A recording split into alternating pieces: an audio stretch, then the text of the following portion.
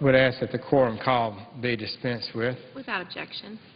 Madam President, as ranking member of the Budget Committee, I am concerned about where we are as a nation as we struggle to get our house in order. The chairman, co-chairman of the Debt Commission, Erskine Bowles, and Senator Alan Simpson have told us we're facing the most predictable financial crisis in our nation's history. And when asked when we could have a financial crisis, which we're talking about another recession, a double dip, or maybe worse, maybe a worldwide cataclysm from excessive debt, hopefully not. But that's what they told us. We're facing the most predictable crisis in history. We've gone 714 days in this Congress without passing a budget, as we're required to do. The Budget Act requires Congress to pass a budget by April 15th, and we've not achieved that.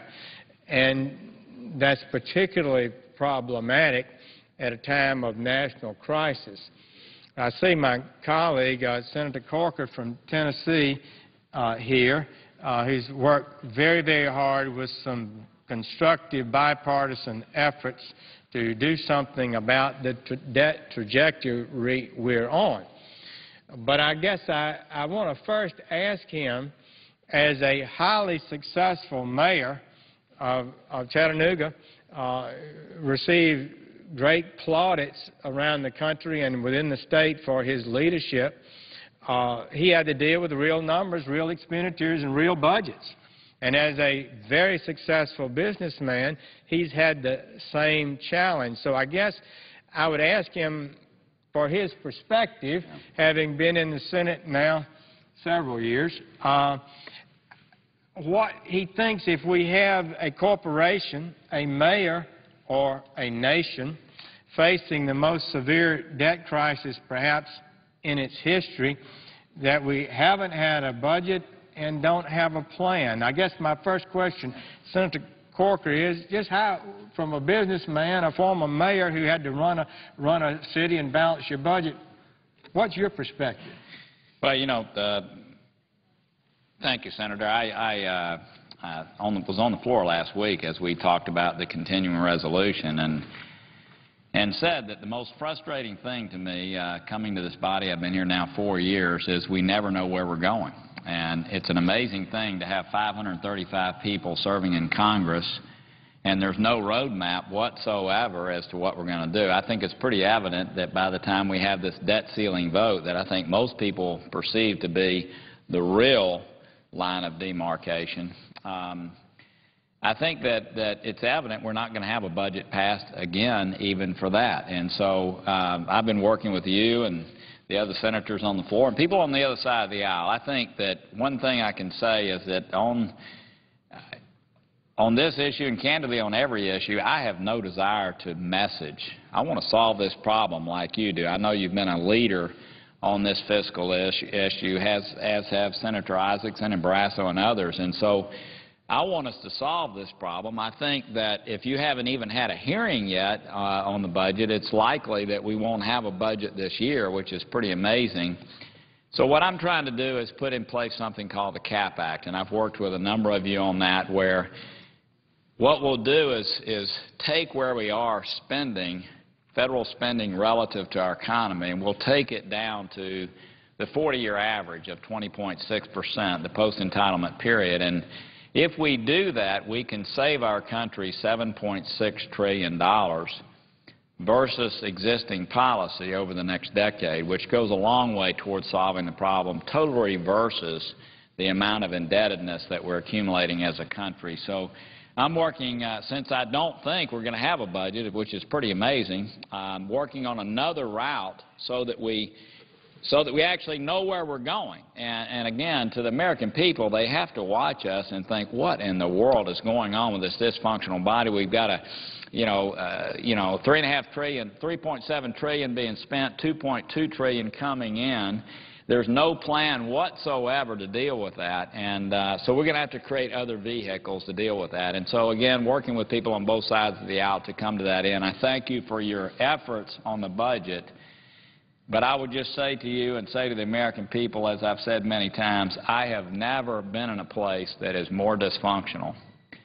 And no matter what the American people think about the way we handle their money, I promise you it's even worse. And I do hope, I'm glad the President, by the way, is going to address this issue at 1:35 today. I know that Paul Ryan has put forth a budget, which is a roadmap, and I appreciate so much his efforts.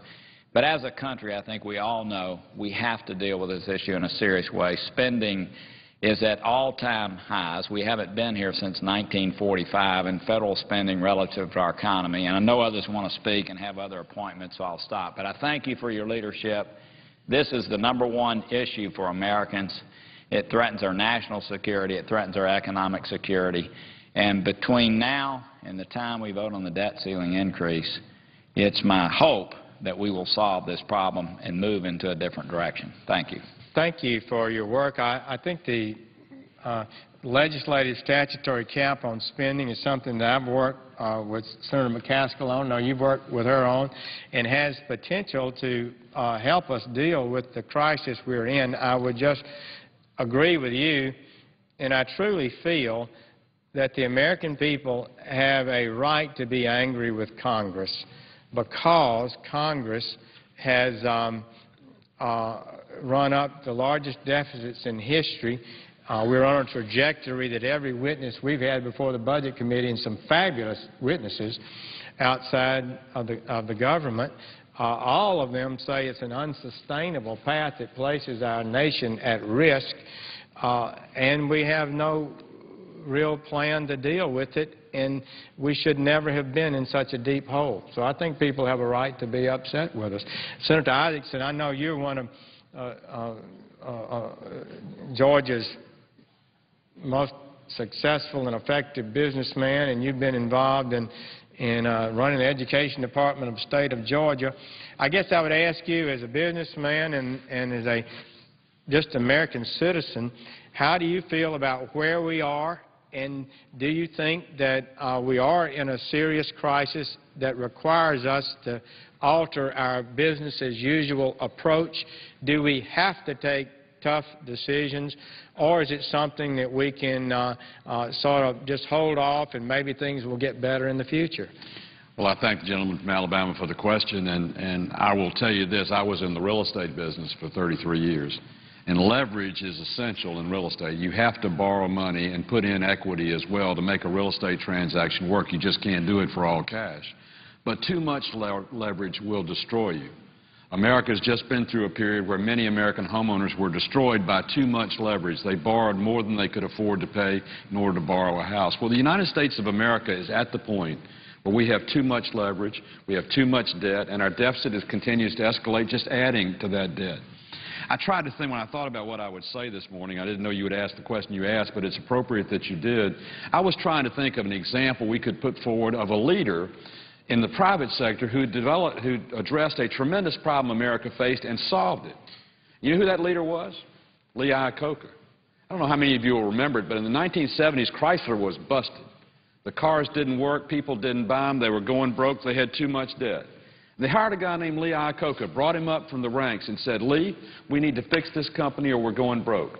Lee Iacocca, as a leader, put everything on the table.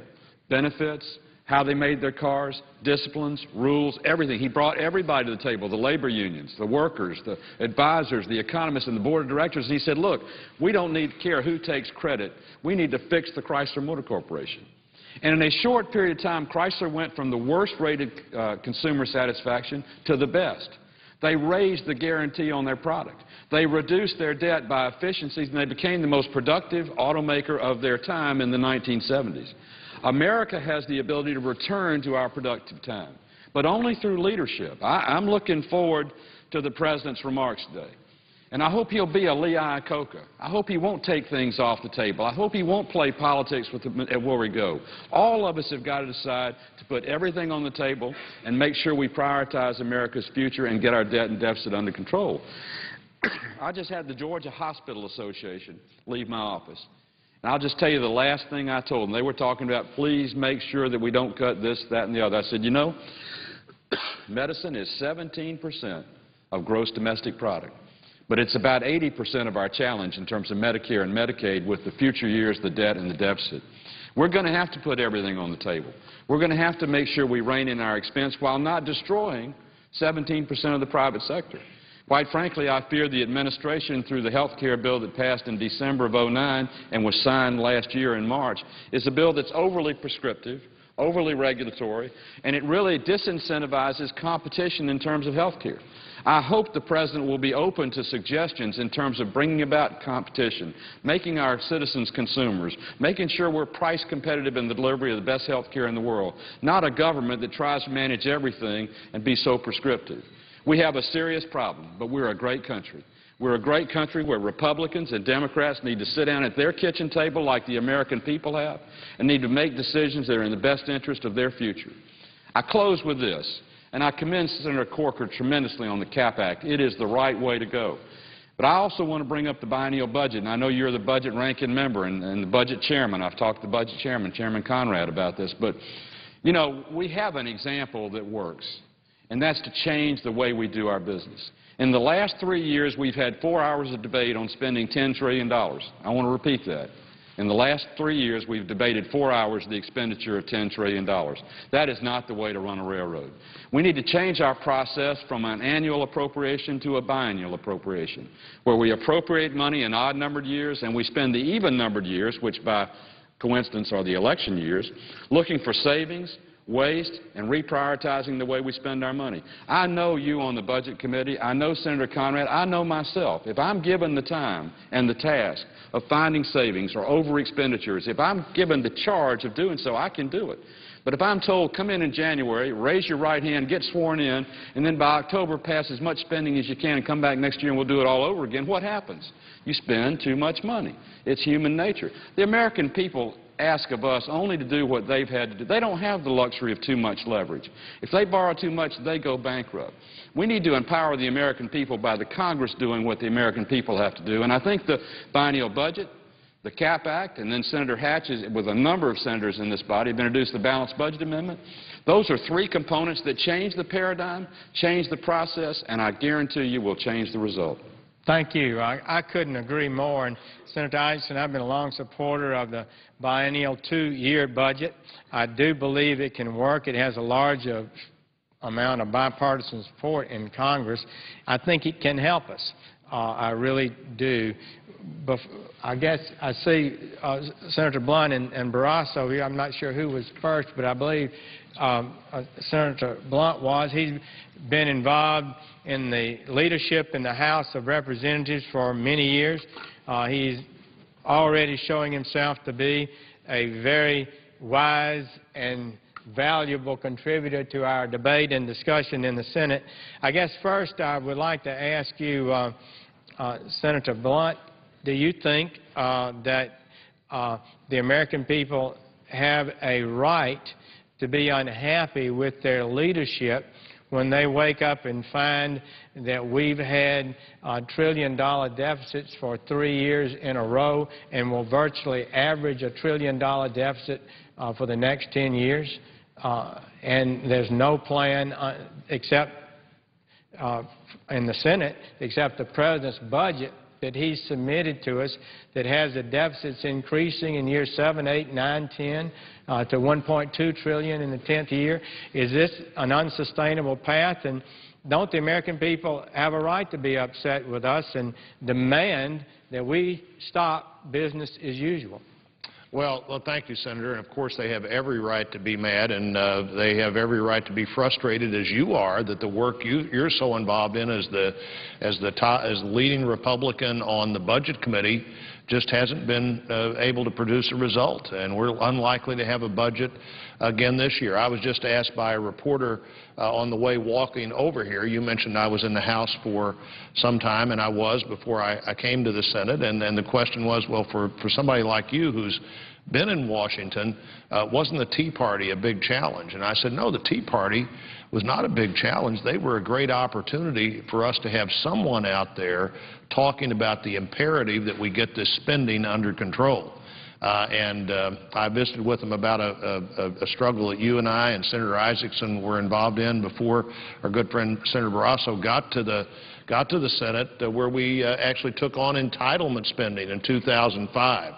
And as I recall that effort, I got lots of calls on entitlement spending reforms, where we cut entitlement spending the only time in a decade by $40 billion. I got lots of calls, and not one of them was supportive of cutting spending. Every single call, and as far as I know, every phone I had rang everywhere I had a phone for 100 days. As far as I know, all the time, no matter how early we came in or how late we were leaving, those phones were all ringing, and every call was, don't cut my program. As Senator Isaacson said, as he was talking to the friends we're seeing today from hospitals around the country, the ones from Georgia, you know, we have to look at everything.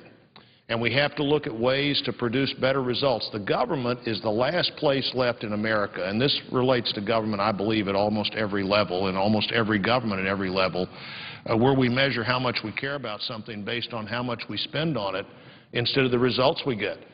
Everybody else in America 20 years ago made the decision if they were going to be competitive, they had to produce a better product, a better result, and spend less money producing that better result. Only the government still thinks the other way, and we do this without a plan, apparently. You correct me if I'm wrong, because you're a student of the budget in ways that aren't exceeded by anybody in the Senate, in my view. But I think last year, the work we're still trying to finish, last year's work, I think the only time in the history of the Budget Act where neither house of the Congress passed a budget.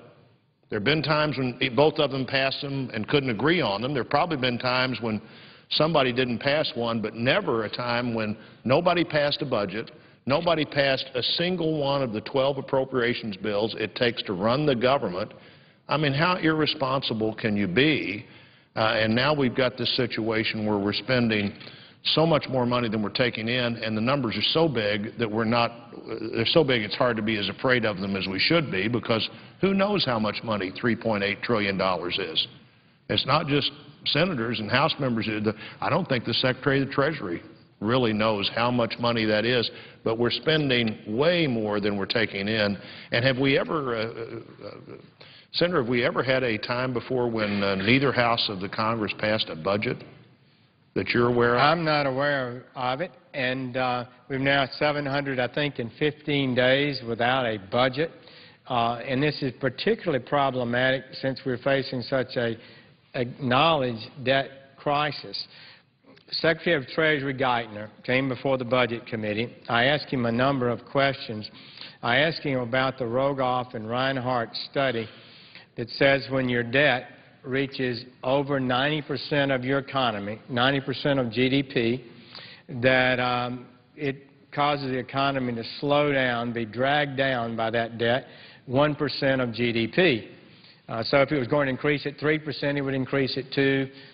And this amounts to, another study says, 1 million jobs. 1% of GDP growth is 1 million new jobs added. So it's very serious. And I asked him, was that true? By the way, I think my colleagues are aware that we're past 95% of GDP today. We're over the 90% mark, and by September 30th are projected to be 100%. So we're well above the number. And this was the answer. The true number is not the public debt, but the gross debt, and the gross debt would be 100% by the end of September. Mr. Geithner says, yes, he agrees with the study that shows it pulls down growth, and added it's in many ways more serious than that, because it could lead to a debt crisis, the kind of thing Erskine Bowles, the President's choice to head the Debt Commission, has warned that could happen. So we have a responsibility to lead the nation that avoids us undertaking a crisis that we can see coming. I mean, we have a clear and present danger to the American Republic, this debt. And Mr. Bowles, a businessman, President Clinton's chief of staff, the choice to head the debt commission by President Obama, told us we're facing the most predictable debt crisis in our history, and it could happen within 2 years, he testified. So I think this is really serious. So I think we've got to change the business, and I think the momentum from the American people in this past election was basically a statement that you guys, we don't know what the problem is. It's all convoluted, but I just believe, as you indicated at the beginning, that the American people have a right to say, get it together and fix this problem. And if the gentleman would yield for just another moment, I'd say, you know, while we have a hard time dealing with these big numbers, and I think they approach now $3.8 trillion in spending and $2.2 trillion in money coming in. So we're adding, we're adding $44 billion a day. We're borrowing $4 billion a day. So in the time we had a continuing resolution for 10 days to try to decide how we cut spending, we borrowed more money in that 10 days than we saved in that 10 days. And then people say, well, that's draconian. It's terrible. You can't say. We can't spend this much money and continue to do it.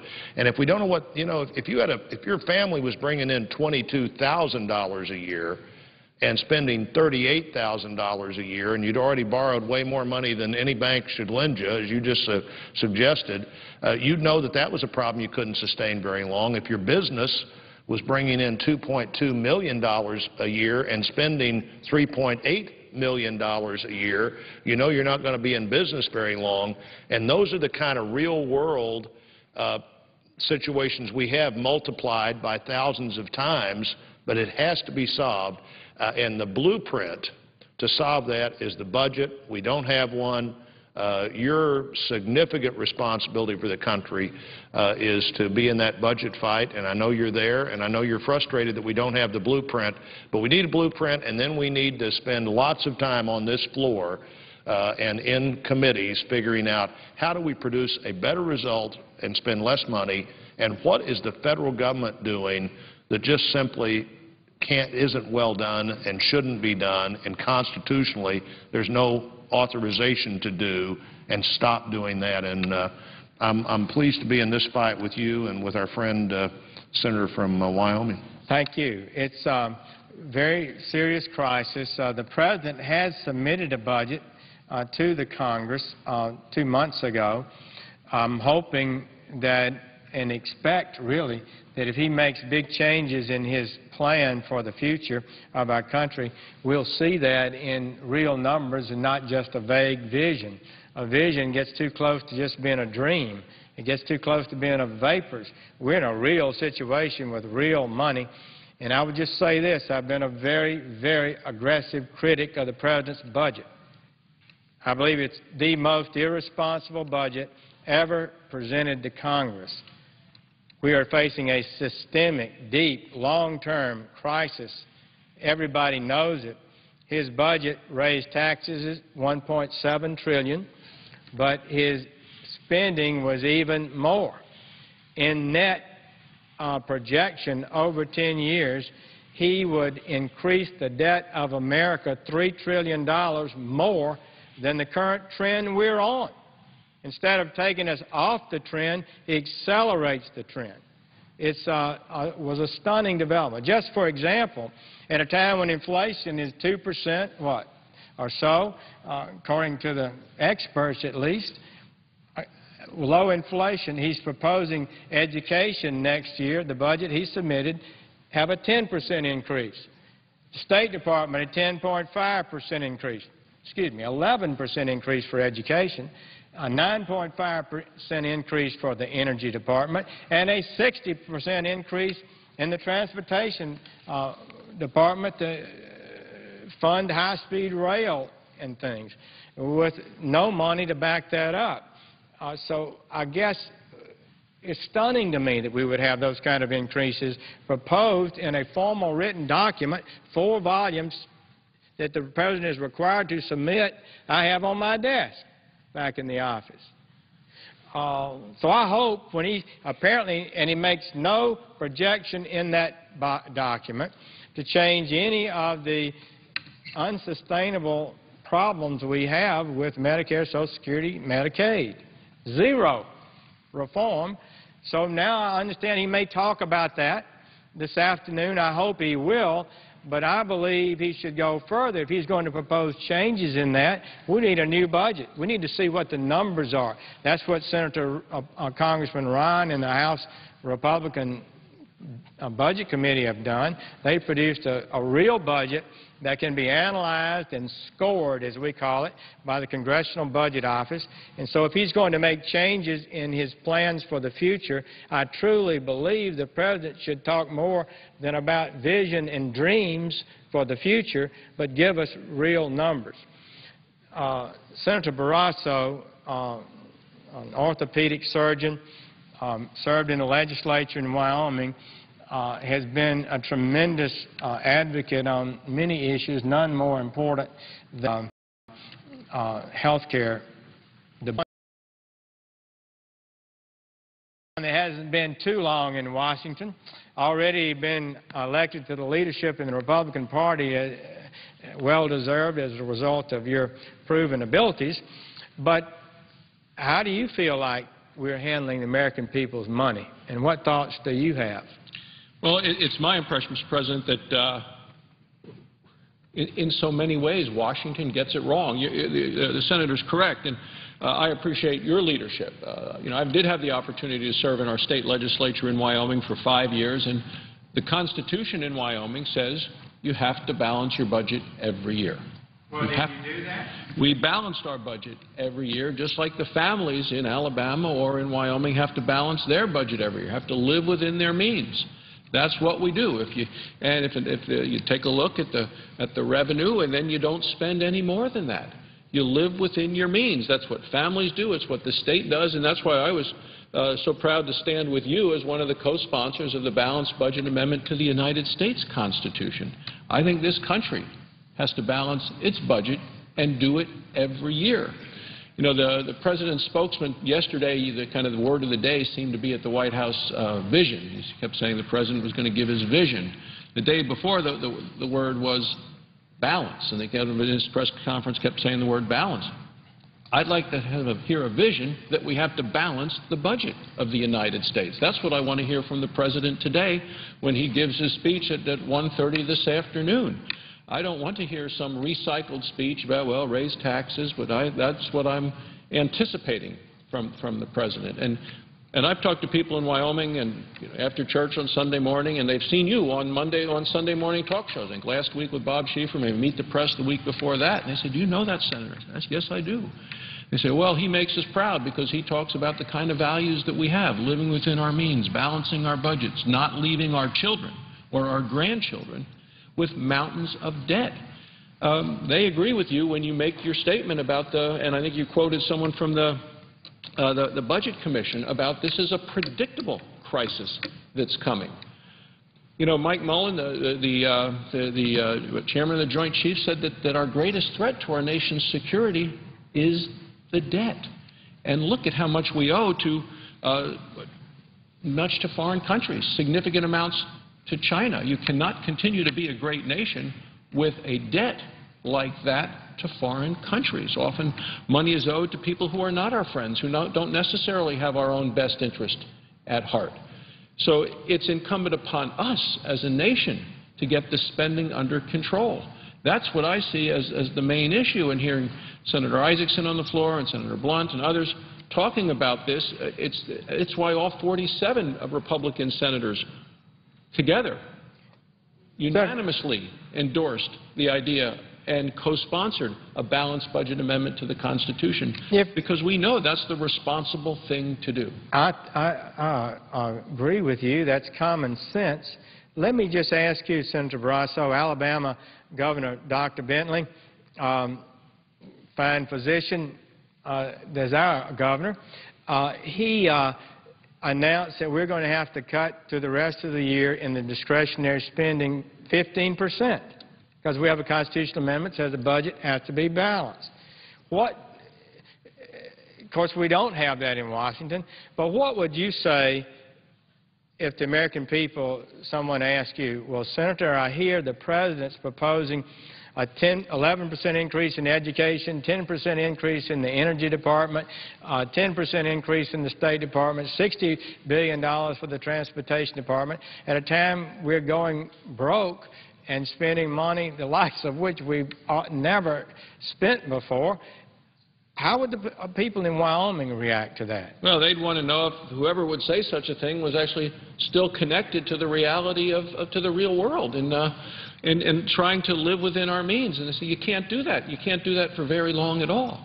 You know, when you look at the President's budget and you look at the spending that's come out of this administration and you look at the debt that our country has accumulated since the time George Washington became President, what you see is that from the time George Washington became President until the time George W. Bush left the White House, this President, through his spending and his budgets, have doubled the national debt in 5 years and tripling it in 10. And that's what this budget that we had submitted to the Congress just not that long ago, a couple of months ago, has done. And now we're going to hear a new, I'm not sure what we're going to hear today. Are we going to hear standing behind the budget? You know, the President put together a debt commission to take a look at this.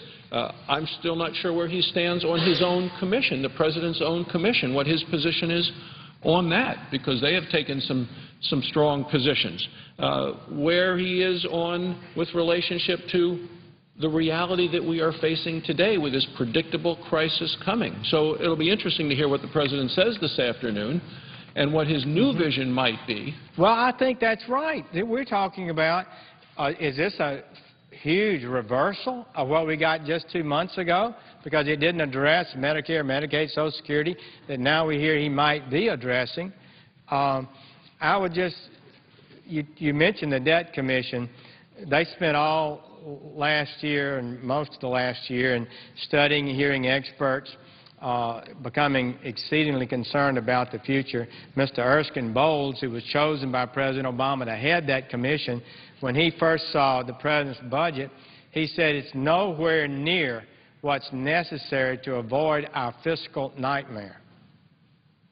I mean, this is really serious. The budget that the President submitted here was rejected by his own chairman, saying it's nowhere near what's necessary to avoid a fiscal nightmare. And since then, he's followed up to say this is the most predictable crisis the nation's ever faced. He said it could hit not just for our grandchildren, they could impact us now. So I'm like you.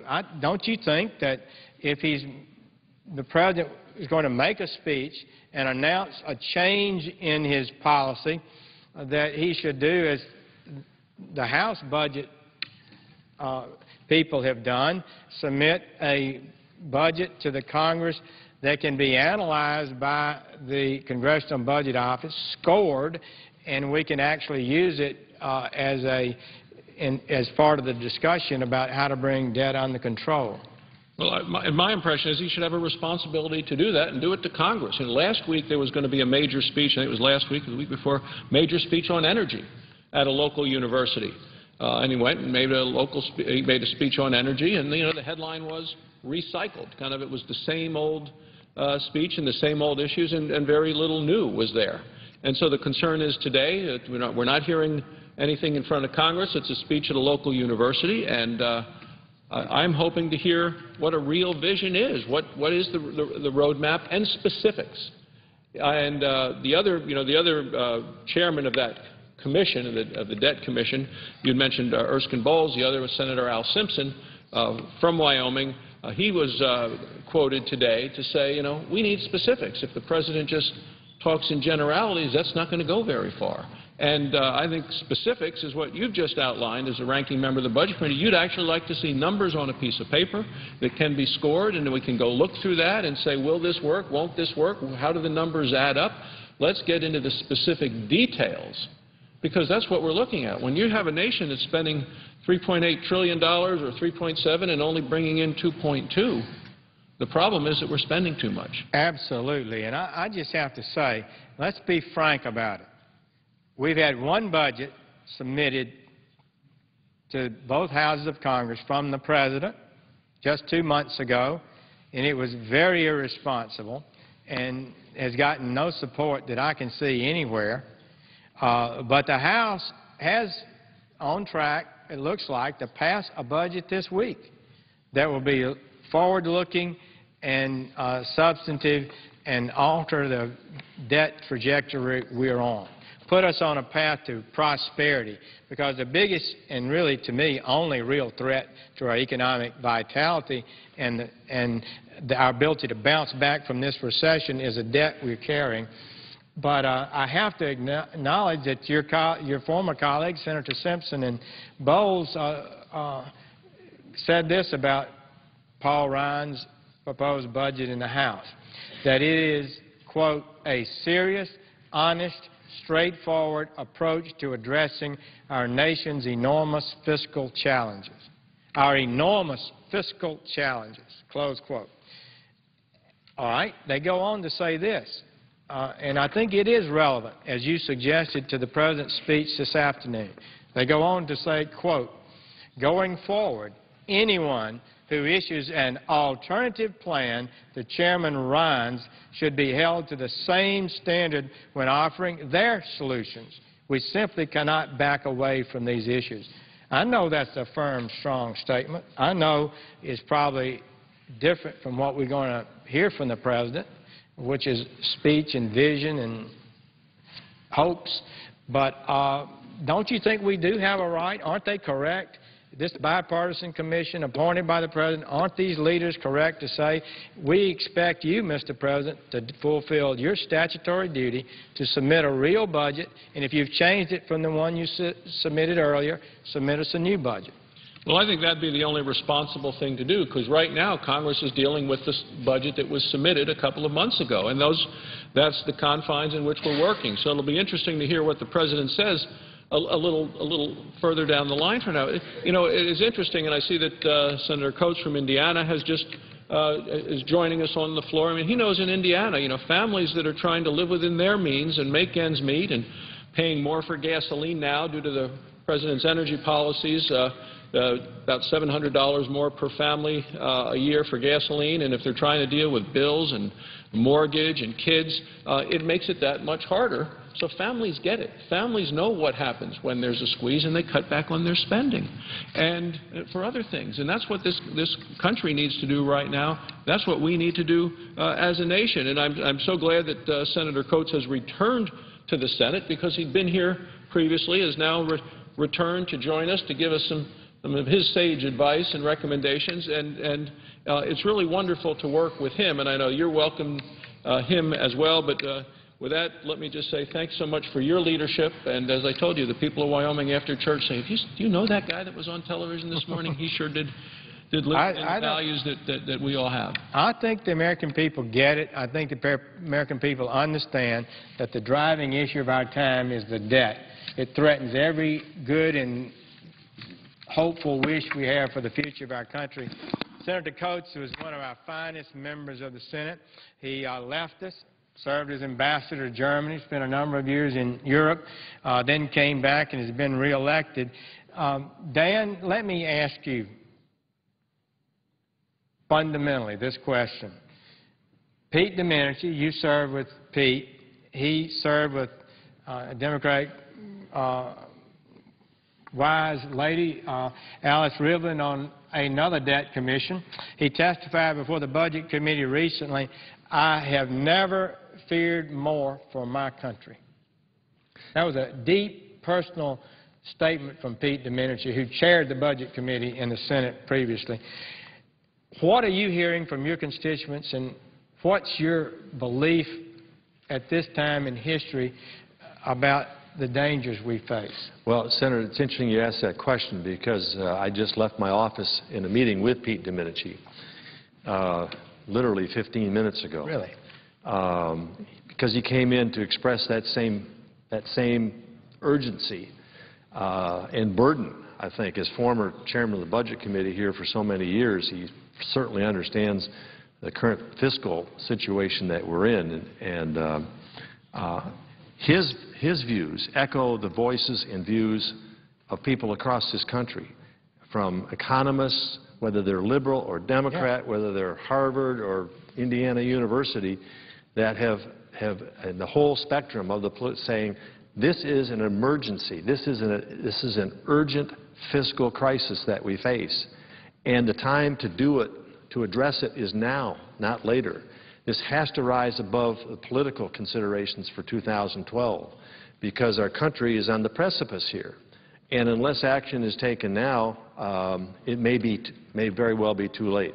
You know, we've had a number of these sessions as a caucus, and we've even had some meetings with our colleagues from the other party where experts have come before us, and again, not carrying any kind of ideological bent on this thing, but basically saying, look at the numbers, do the math. And by the way, it's not calculus, it's third-grade math. When you spend $3.7 trillion and your revenues are only $2.2 trillion, you have a huge $1.5 trillion deficit, and this has happened year after year after year. Cumulatively, we're well over $4 trillion, and this is over just the last 3 years. And this is going to skyrocket from here. So it's not as if we're at the peak.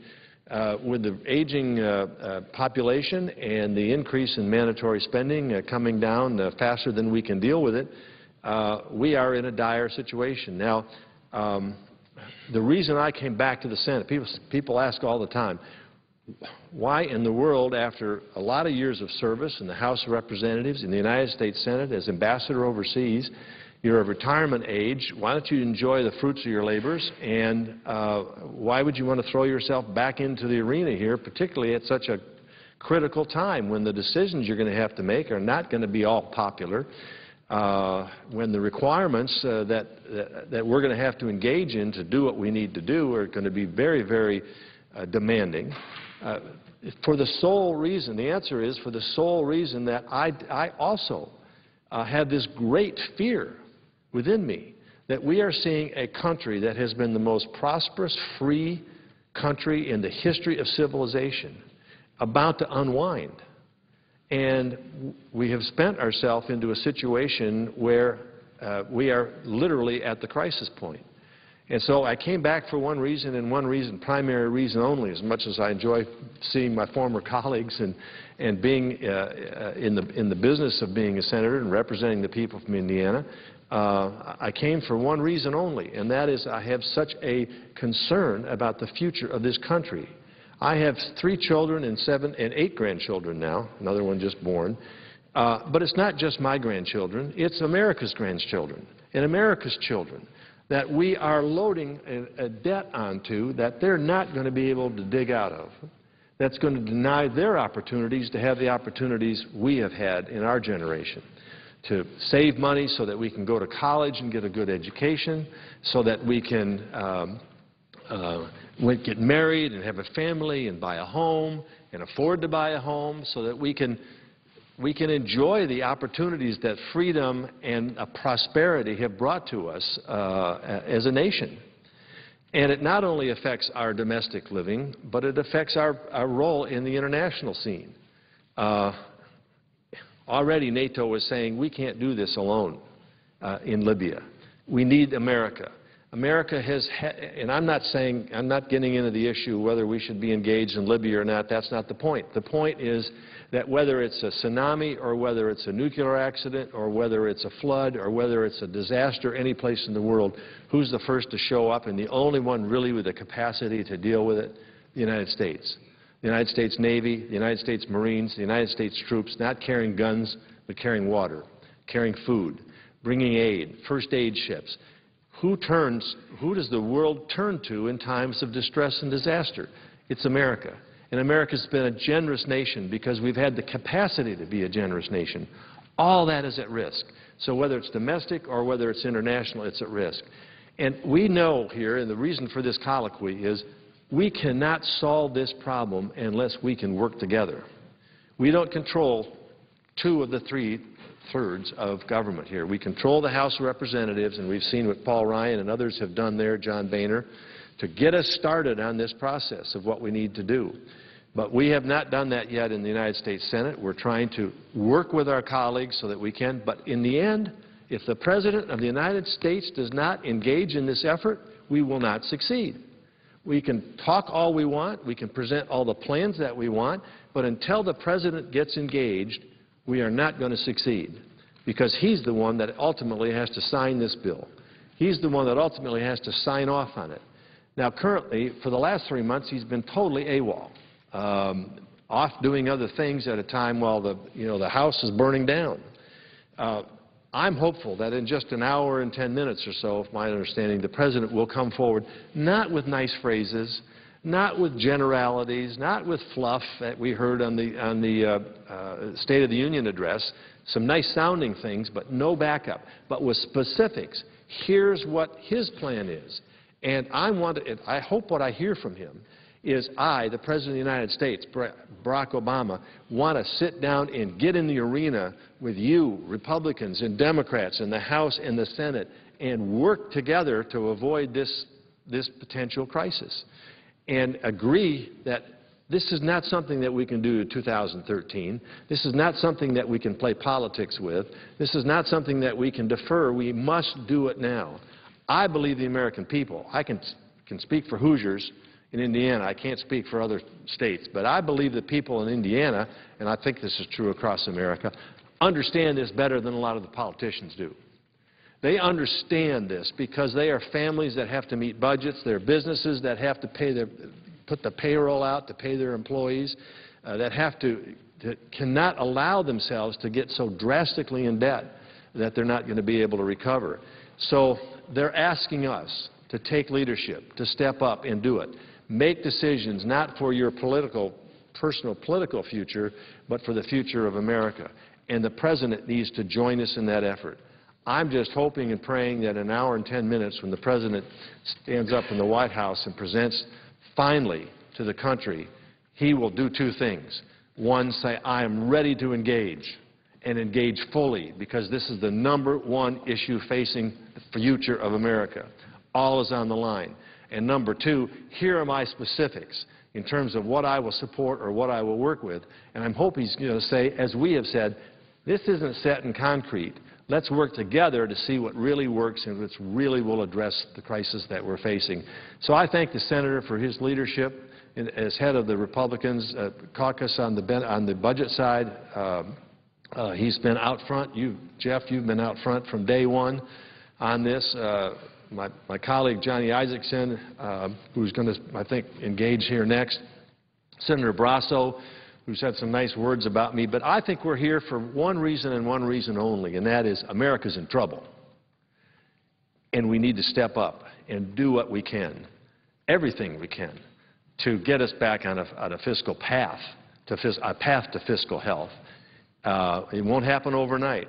But if we can certify that we have a plan in place and that we're going to stick with it, I think we can save this situation and turn it around. So I thank the Senator for his time and allowing me to get my 2 cents worth in on this.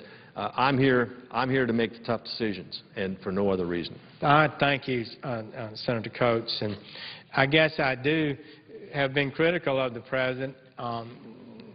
Maybe people say it's political, but I really feel like any president should look the American people in the eye at this point in history. I called on him before the State of the Union address, over 2 months ago now, that he should tell the American people we're in this financial crisis.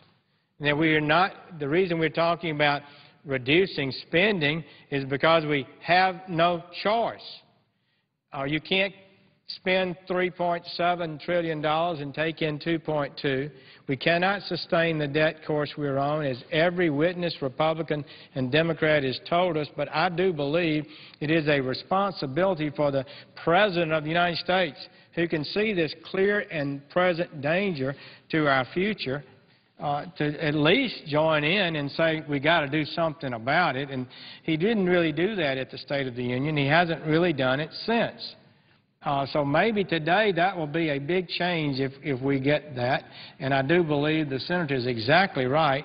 He has a responsibility under the Budget Act to send us a responsible budget that changes what we're doing and puts us on the right track. If he wants to do it all by even more tax increases than he submitted already, which was $1.7 trillion in his budget proposal. So be it. Put it out there. Let's talk about it. But don't deny we're in a crisis. Senator Isaacson understands finance better than anybody in this Senate. And he lived through and provided leadership during the huge financial crisis that we have. It looks like we've moved debt from the private sector to the sovereign government sector, and that's why we're being warned that we could have a similar type crisis, is what I understand Secretary Geithner to have meant, Erskine Bowles and Alan Simpson to meant. But Johnny, thank you for your leadership. I know you want nothing more than what's best for America, and I'll be glad to just give you an opportunity to share your thoughts at this time. Well, Senator Sessions, I appreciate the compliment. It was probably overstated, but it's an honor and a privilege to serve with you and Senator Coates. And I want to reflect on something we shared this morning. You know, Senator Coates, yourself, and myself and others were with Dan Akaka for our breakfast this morning. He talked about 1941. He was living on Hawaii, the youngest of 8 children. The Japanese attacked Pearl Harbor. America went to war with the Axis powers in the Pacific and in Europe. And 16 million Americans of that generation went to the Pacific and Europe, fought and died, came back to this country, and because of the GI Bill, they went to university. 8 million of them went to universities and got bachelor's degrees and started the small businesses and the industries that took the United States economy to dynamic growth and opportunity for every generation that has succeeded him up until now. Senator Sessions, you and I and Senator Coates and Senator Akaka, who's a great American, a Democratic senator from Hawaii who's retiring next year, we all are a part of a generation that will at some time leave a legacy to our children and our grandchildren. You have children and grandchildren, I have them, Senator Coates does as well. I don't want to be the first generation since World War II to leave my children and my grandchildren worse off than every generation before left their children and grandchildren. And this economic war that we have on spending and debt is every bit as damaging as a war with bullets and bombs. Because with too much leverage, with an inability to pay our debt, you have what happened to us once before in the last 65 years, and that was the early 80s, when you had the misery index, double-digit unemployment, double-digit interest rates, and double-digit inflation. I remember the days running my business when the prime rate was 21%. I remember when unemployment was 14 and inflation was 12. It's called the misery index. And what happened is America started borrowing too much, spending too much, and business contracted. We need to make sure we don't let that happen again, because the greatest bomb, the greatest economic threat to the security of America is runaway interest rates, runaway inflation, and runaway unemployment. We don't want to be the cause of that. We want to be the platform that allows a free enterprise and American business to come back, American economy to come back, reduce our deficit over time, and reduce our debt over time. We don't have to pay it all off, but we got to stop the increase. We got to begin to get it back in order so we're not an over-leveraged nation. I pledge this, as Senator Coates did, and I know I've heard you say it as well. I will not leave my grandchildren and my children worse off than I was left by my parents and my grandparents. We have the greatest nation on the face of this earth, and Democrats and Republicans, presidents, congressmen, and senators need to sit down at the American kitchen table and do what we've asked of the American people. Get our spending in order and look to a brighter, more prosperous future for those that will succeed us. Thank you for the time. Johnny, let me ask you one more thing. Let's take the Ryan budget. I think it's far more realistic. The one that was referred to by Erskine Bowles and Alan Simpson, that a serious, honest, straightforward approach to addressing our nation's enormous fiscal challenges.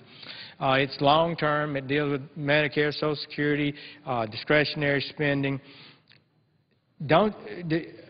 I'm optimistic about the future. If we were to put ourselves on that course and send the word to American people, the American business community, the world financial community, that we've gotten our house in order, is that the kind of budget that could unleash growth that we hadn't seen in years now? Well, it is, because it'll instill a degree of confidence that we've finally been willing to deal with our long-term problem of debt and deficit, with our entitlements, but also with our spending. But I want to refer back to a statement you made in your previous remarks before you recognized me. challenging the President to bring a budget, in this speech he's going to make in an hour or so, bring it and put it on the table, put Paul Ryan's recommendation on the table, put the Deficit Commission's recommendation on the table, put the group of 6 who are working on another document, put all those on the table. Let's don't rule anybody out, and let's sit down and let's one by one go through them and find out what's the best answer and the solution for America. It's time to stop the political job of picking and choosing for political purpose. We need to pick and choose for the American people's purpose. If we put everybody's ideas on the table and everybody is genuine about their interest to solve this problem, we can do it, and we can begin this afternoon. And it will, and I think the most important thing, I don't want to be too negative, I think it's very important to tell the American people the truth, that every expert we've had has said you could have a crisis sooner than you think. And we should avoid that. Congress and the President should acknowledge it and say we understand it and we're going to take the steps to avoid it. But I have a sense that the United States is still a productive nation. You're attuned to the business community in Atlanta and around the country, that people are still willing to work hard. They're still willing to invest and take risks to be more productive and create jobs. But this confidence you mentioned, if we restored that confidence, are you optimistic that we can bounce back? Oh, I'm absolutely optimistic. You know, I think, with all due respect, the last couple of years, the government has tried to eliminate risk with overregulation of almost everything. If you eliminate risk, nobody gets out of bed in the morning because they figure they're protected. What we need to do is mitigate risk, but allow people to take a risk in order to get a reward. That's what's made the difference in this country and every other country on the face of this earth. Give them a platform of confidence and predictability so they'll deploy their capital, invest their money, employ people. And the interesting thing and the byproduct of that is you have higher revenues. When you have a productive America on a progressive tax system, you get higher revenues if people are more satisfied, they're more happy, and they're more productive. You have less productivity when they're overregulated and underconfident. We need to restore the confidence, have fair but equitable regulation, empower the American investor to invest their capital, and we'll improve employment, improve revenues, and improve the future of the United States of America. Thank you. I enjoyed the opportunity to chat about these issues, and I would just say this, Mr. President, our country requires us to stand up and be counted. Nothing comes from nothing, as Julie Andrews sang in that wonderful song, nothing ever could. Things have to be paid for. You borrow money, you pay interest on it. Interest under the budget that the President has sent to us last year was $200 billion, 2.7, I think. In the 10th year, that budget is scored by the Congressional Budget Office as imposing on the American economy a $940 billion one-year interest payment. Johnny, I know you're familiar with Georgia. Alabama's general fund is less than $2 billion. Our education budget is less than $8 billion. And we're talking about imposing on the American people an annual interest payment of $940 billion. The federal highway fund is $40 billion. The federal aid to education is $70 billion. This is going to crowd out everything. This is why we're on an unsustainable path. We need the President engaged. I hope today will initiate his real engagement in which he tells the American people we can't continue this way. So we want to wrap up with the final. I'll close by saying amen. Thank you, Mr. President. I yield the floor.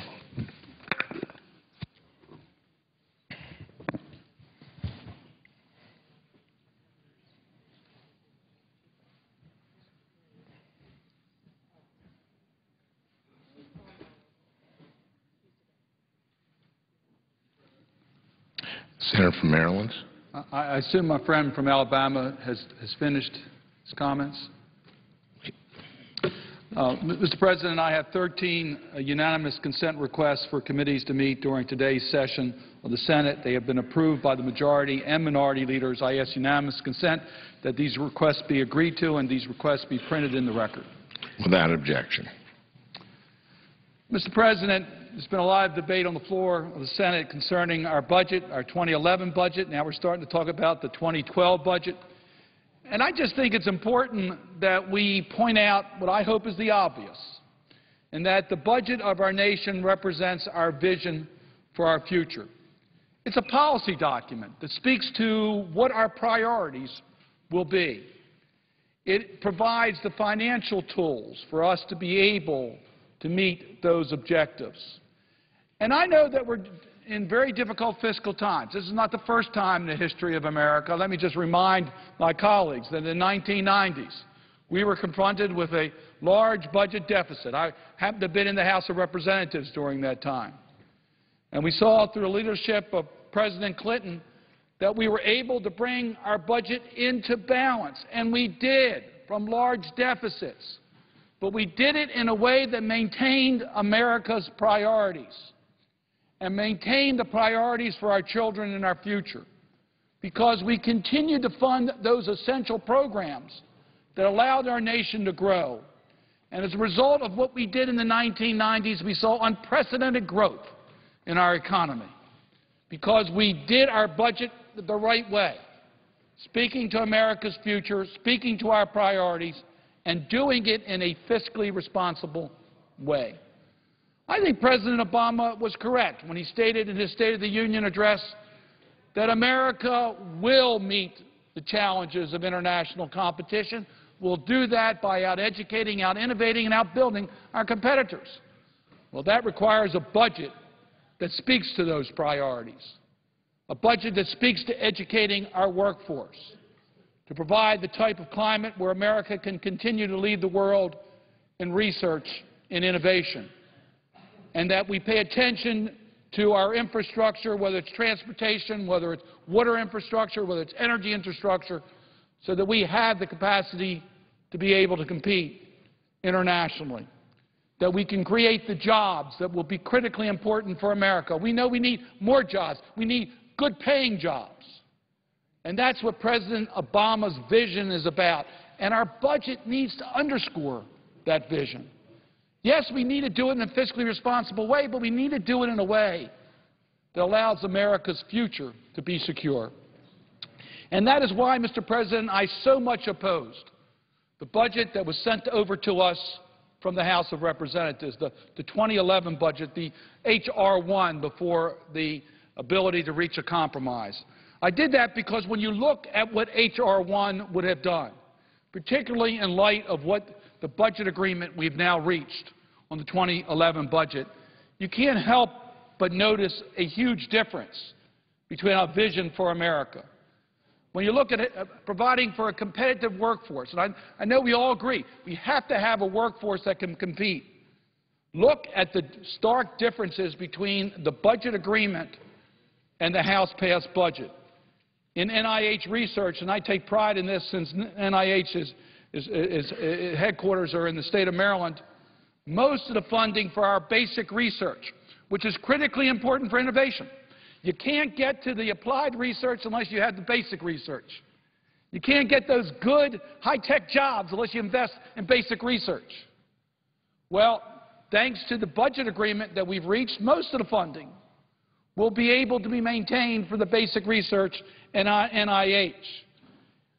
If the House budget would have become law, it would have been $1.4 billion less. That would have been a huge hit on America's ability to be able to compete in this global marketplace. Well, you also need to have a trained workforce. You need job training and Job Corps programs.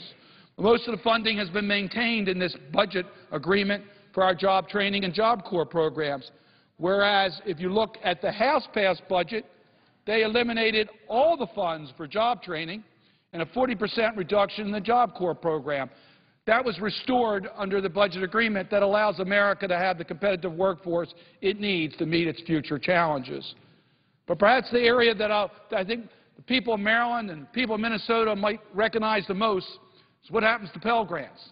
Because I tell you, most students can't make it today unless they have some help in higher education. It's just too expensive to be able to afford without the help of programs such as Pell Grants. You need to have education beyond high school if you're going to be competitive today.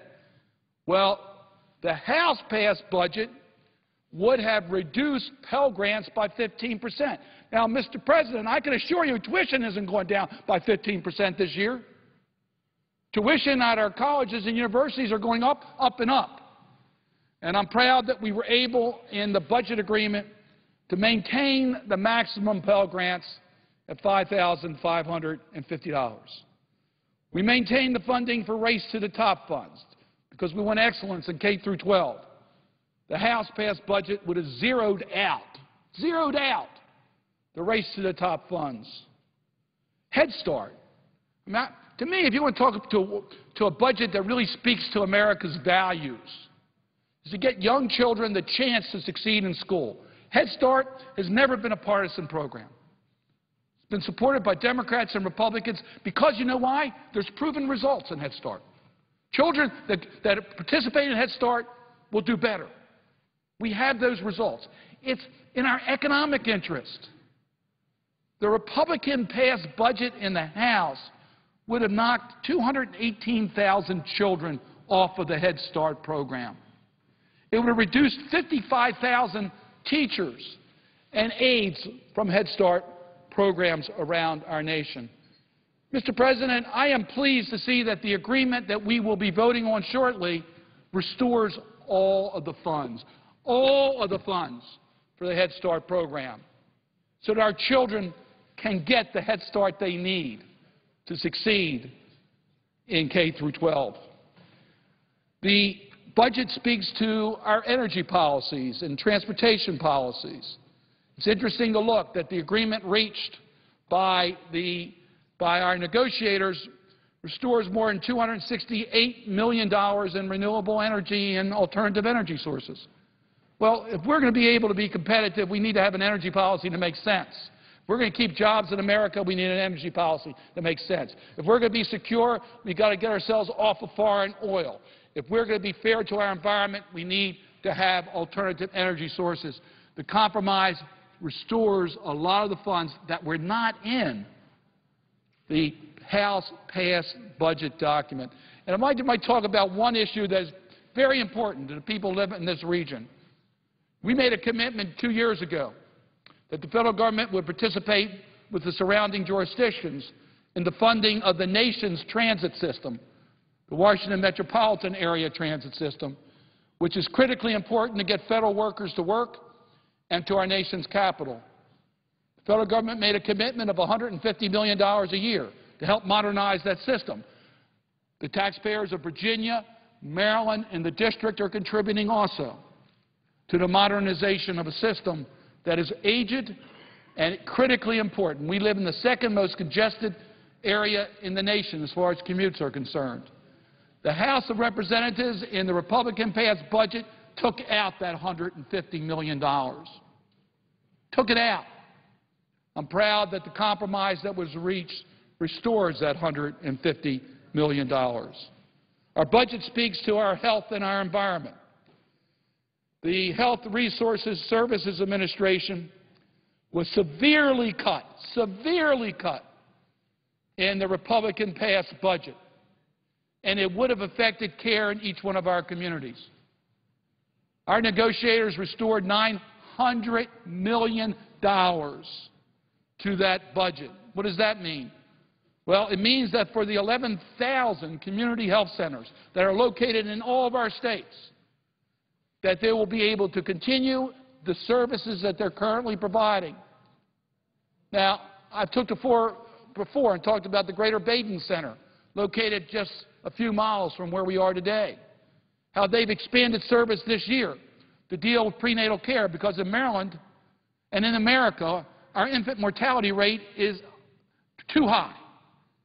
For a wealthy nation, for a wealthy state, to have the type of infant mortality rates that we have is inexcusable. It's because we have low birth rate babies. Some die and add to the statistics, others survive, have complications, have a tough time in life, and are expensive to our health care system. Well, in our health centers, we're doing something about that. At the Greater Baden Center, they're now going to provide prenatal care so pregnant women can get the attention they need and deliver healthier babies. They're going to be able to continue that program. Under the House-passed budget, they would not have it. The math is simple. We invest in the health of Americans. We understand that. That's our budget. The Republican-passed House budget would have cut off those funds. The Affordable Care Act will be able to implement it. We're not going to be stopped, as was the efforts made in the Republican-passed budget. And as far as the environmental protection riders that we've talked about, these are the policy riders. I know that this is confusing to the people that are listening to this debate and understand that the House-passed budget by the Republicans had a lot of policy issues that had absolutely nothing to do with the budget. They blocked the Environmental Protection Agency from protecting the environment. Let me say that again. They blocked the Environmental Protection Agency from protecting the environment. They couldn't enforce the Clean Air Act, the Clean Water Act for the people of Maryland in this region, blocking the enforcement of the Chesapeake Bay program that enjoys broad support from the people not only of our region but the nation. Well, I'm pleased to say that the budget that we'll be voting on later this week eliminates those restrictions. All of them are out. And thank goodness they are, because they should never have been in the budget document to start off with. Now, I'm going to make it clear, Mr. President, I'm disappointed by many of the provisions that are included in this compromise. It's a true compromise. It's not what the Democrats would have written, I can assure you of that. And it's certainly not what the Republicans would have written. It's a true compromise, and that's what we need to go through. I understand, but I feel compelled to at least let the people of Maryland know some of the consequences of the need to reach a compromise. For example, the General Services Administration will have about $1 billion less to deal with government construction. What would that mean? Well, at White Oak, Maryland, in White Oak, we have the FDA's expansion.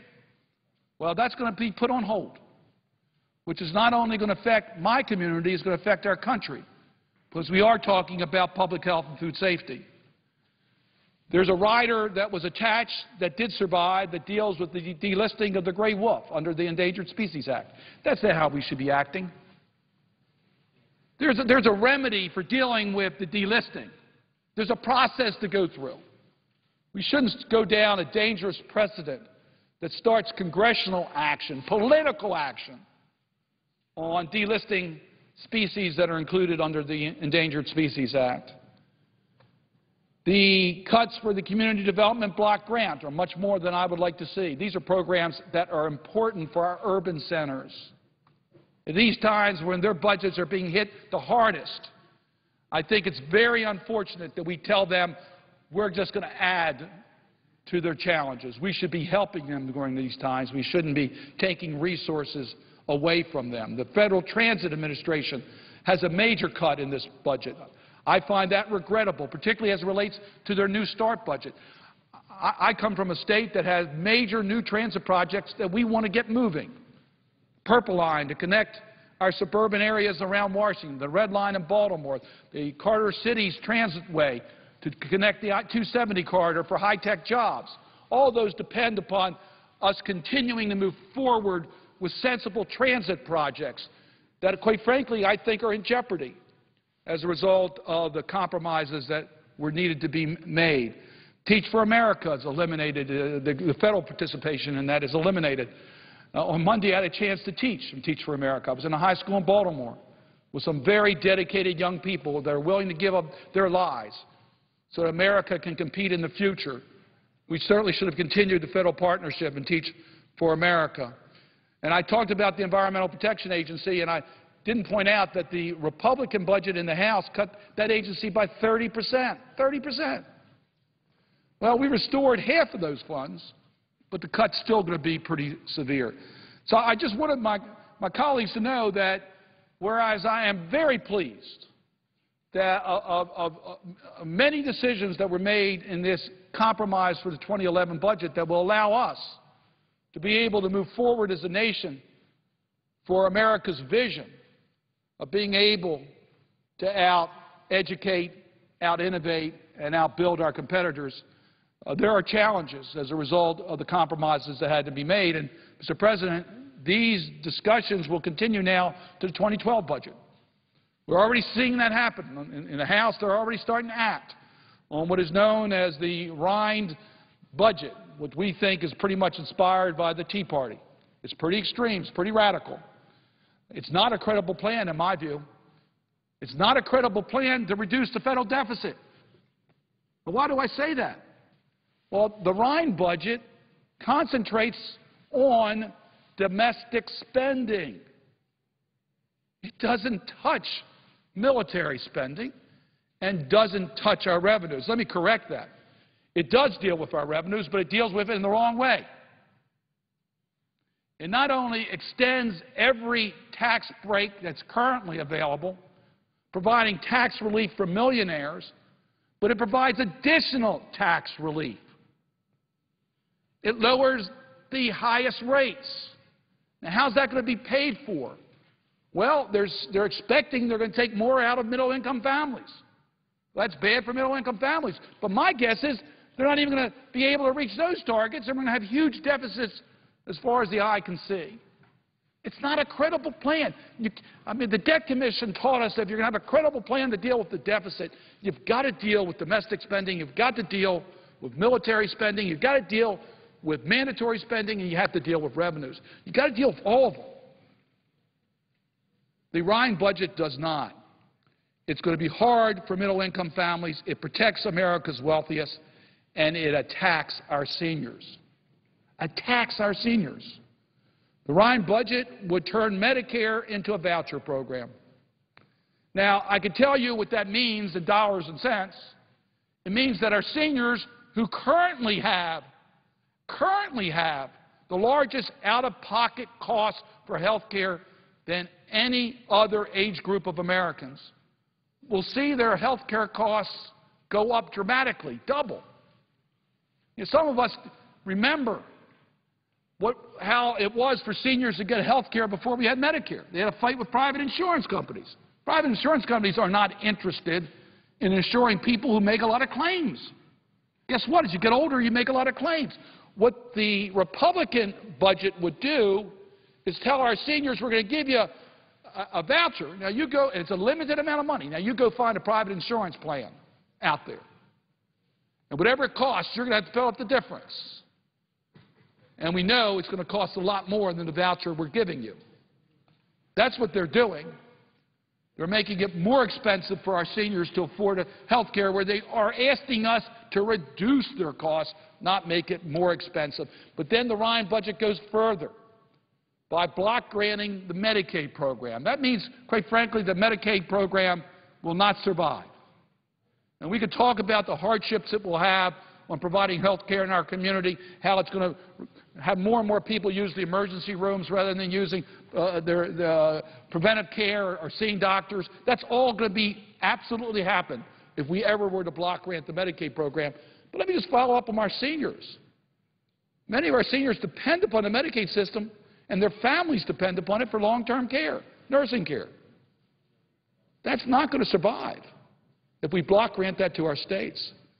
So the Rind budget not only is incredible as it relates to dealing with the deficit, it also is very punitive against our seniors. But what I find probably the most disappointing part is where I started this discussion, by saying our budget is our vision for our future. It speaks to our priorities for our future. The Rind budget leaves our children behind. If we're going to be able to succeed, we've got to take care of our children. They're our future. We've got to deal with their education. We've got to deal with their health care. The Rind budget puts them at severe jeopardy. It's a philosophical document that I don't think represents the values of America. I think our values are in our children and our future and in our ability to meet those economic challenges. I think there is a better way. President Obama is calling for a comprehensive pro-growth economic strategy that will invest in winning the future. I would hope all of us could embrace that. Don't we want a comprehensive pro-growth economic strategy that invests in winning the future, invests in our children, invests in education, invests in innovation? As President Obama says, he wants to meet our values for dignity of our retirees. Think about that for one moment. How we treat our retirees speak to what we are as a nation, the dignity of our retirees. Think about a retiree trying to find an insurance company who will take care of their insurance needs because we dumped the Medicare system. We can't let that happen. We can't let that happen. There is a better way. 64 of us in the Senate have said there is a better way. We have said, look, it's time for us to be serious about a credible plan for our deficit. And we are prepared, 64 of us, 32 Democrats, 32 Republicans, have said we are prepared to not only cut our domestic spending, we'll look at bringing down mandatory spending, and we'll look at military, and we'll look at revenues. There's a better way to do this. I think we can represent the best of America's future in our budget by providing education, innovation, job growth, health and environment, policies that make sense, and we can do it with fiscal responsibility. That's our mission. So I know a lot of my colleagues come down here and say we've got to take care of the deficit, do the deficit. I agree with that. But remember, our budget document is our statement about America's future. It's our policy document. And America needs to stand up for quality education, for the best health care in the world, for encouraging innovation that will give us the jobs of the future so that America can continue to lead the world. I think America deserves nothing less, and I intend to continue to fight for that type of vision for America. And with that, Mr. President, I notice an absence of a quorum.